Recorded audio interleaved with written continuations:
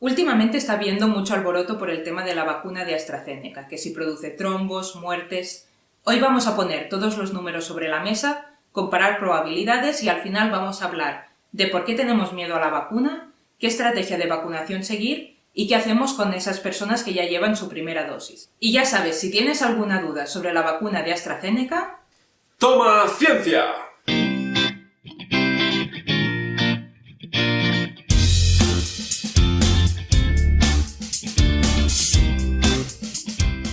Está habiendo cierto alarmismo y confusión sobre la vacuna para el coronavirus de AstraZeneca. Algunos pacientes que han recibido las primeras dosis han sufrido trombosis severa. La pregunta es, ¿son estos casos realmente alarmantes o por el contrario entra dentro de lo esperado? Los efectos secundarios son algo inherente a los medicamentos. Es prácticamente imposible producir un fármaco que no presente efectos adversos. Por ejemplo, en España tenemos anticonceptivos basados en estrógenos que se utilizan diariamente, los cuales se sabe que duplican el riesgo de trombosis. ¿Es esto bueno? No. ¿Es esto suficientemente malo como para eliminar el producto del mercado? Pues depende. Y depende de los siguientes factores. Primero, ¿cuál es el beneficio del fármaco en sí? Segundo, ¿cómo de críticos son estos efectos secundarios?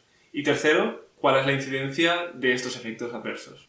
Volviendo a AstraZeneca, ¿por qué no se han detectado los casos de trombosis severa durante los ensayos clínicos? Un efecto que ocurra en una de cada 100.000 personas solo se verá si se usa en más de 100.000 personas. Por lo tanto, estos efectos solo se verán cuando se comercialice el producto y es aquí donde entra la fase de la farmacovigilancia.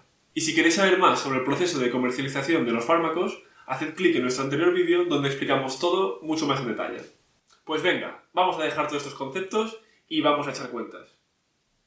Hemos dicho que el riesgo de trombosis y de muerte por la vacuna de AstraZeneca es muy infrecuente, pero ¿qué quiere decir muy infrecuente? En gente joven el riesgo de sufrir un trombo por la vacuna de AstraZeneca es 2 de cada 100.000 vacunados, y este riesgo va disminuyendo con la edad hasta hacerse 4 veces menor en los mayores de 60 años. Sin embargo, sabemos que la probabilidad de morir de COVID para una persona de 60 años o más es por lo menos 1.000 de cada 100.000 infectados por COVID. Este riesgo va disminuyendo con la edad hasta llegar a 30 de cada 100.000 para los jóvenes de entre 20 y 30 años. Claro que ahora hemos comparado la probabilidad de tener un trombo producido por la vacuna con la probabilidad de morir de COVID. Así que vamos a comparar muertes que pueden venir de la vacuna con muertes que pueden venir del virus.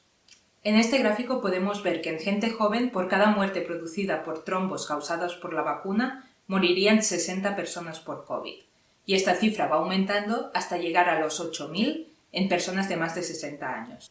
En general, la vacuna es beneficiosa para todos los grupos de edad, sobre todo para los mayores de 60, que son los que tienen menos riesgo de trombos por la vacuna y más riesgo de morir por COVID.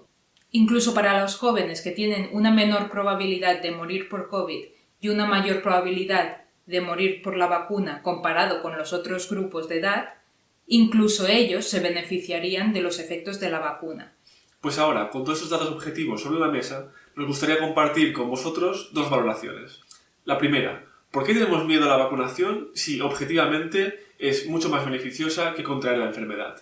Y la segunda, ¿qué estrategia de vacunación debemos seguir ahora que sabemos todos estos nuevos datos? El miedo a la vacunación. Personalmente creemos que hay 4 factores que influyen en este miedo. El primero es que la vacunación es un riesgo claramente bien definido. ¿Qué significa esto? Que la persona sabe perfectamente que cuando va al hospital, que ha de ir de forma activa y reciba la vacuna, esta persona está asumiendo un riesgo. Un riesgo que puede ser muy bajo, por supuesto, pero no deja de ser un riesgo, y a nadie le gusta correr riesgos de forma innecesaria. El segundo es que la vacunación es un acto de prevención. ¿Qué significa eso? Significa que la persona está sana, no necesita ningún tipo de tratamiento y se vacuna para en un futuro intentar prevenir una posible enfermedad. Si la persona está enferma, es más fácil asumir riesgos. Sin embargo, si la persona está sana, puede dar la falsa impresión de que vacunarse es coger riesgos innecesarios. Y la tercera, una falsa sensación de seguridad. Aunque ser precavido es muy importante, nadie puede aislarse del mundo al 100%. Pueden haber casos asintomáticos en tu núcleo familiar, puedes contagiarte yendo al supermercado, cogiendo transporte público, así que nadie puede estar protegido al 100% del COVID. Y el cuarto factor es la distorsión provocada por medios de comunicación. Cada día hay gente que se toma medicamentos que le producen efectos secundarios, y no por eso lo vemos siempre en la tele. En cambio, para la vacuna del coronavirus se sigue todo con lupa y nos bombardean con cada pequeña cosa que ha salido mal, y eso puede afectar a nuestra percepción de la realidad. El segundo punto es ¿qué estrategia podemos seguir sabiendo toda esta nueva información?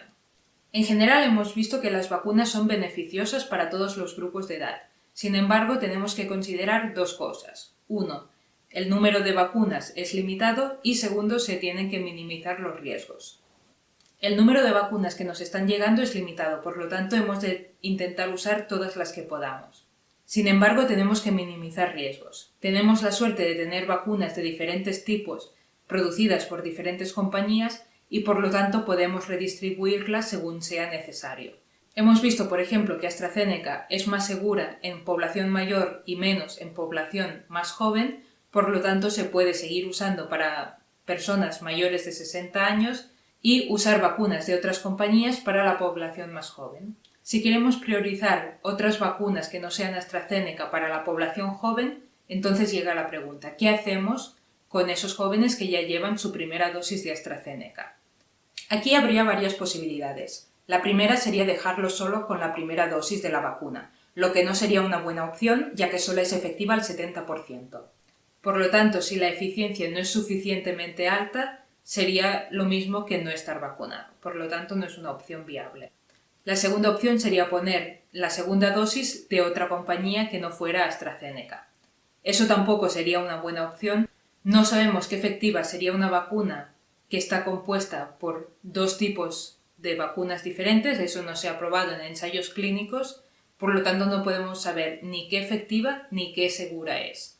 Y por último, y la opción más viable, que tiene más sentido común y más lógica, es ponerles la segunda dosis de AstraZeneca cuando les toque.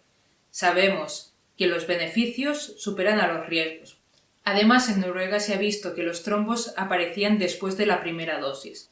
En conclusión, para aquellos jóvenes que ya se han vacunado de la primera dosis, que piensen que la segunda aún tiene menos probabilidades de causar efectos secundarios graves. Así pues, la vacuna es suficientemente segura. Aparte, se pueden implementar estrategias de vacunación que ayuden a reducir aún más los riesgos innecesarios. Y, sobre todo, la vacuna sigue siendo beneficiosa para todos los grupos de edad. Antes de acabar, os queríamos dar las gracias por todo el apoyo que hemos recibido durante el primer vídeo. Esto nos da mucha energía para continuar con este proyecto, así que si queréis ver más, suscribíos, dadle like y nos vemos en el siguiente vídeo.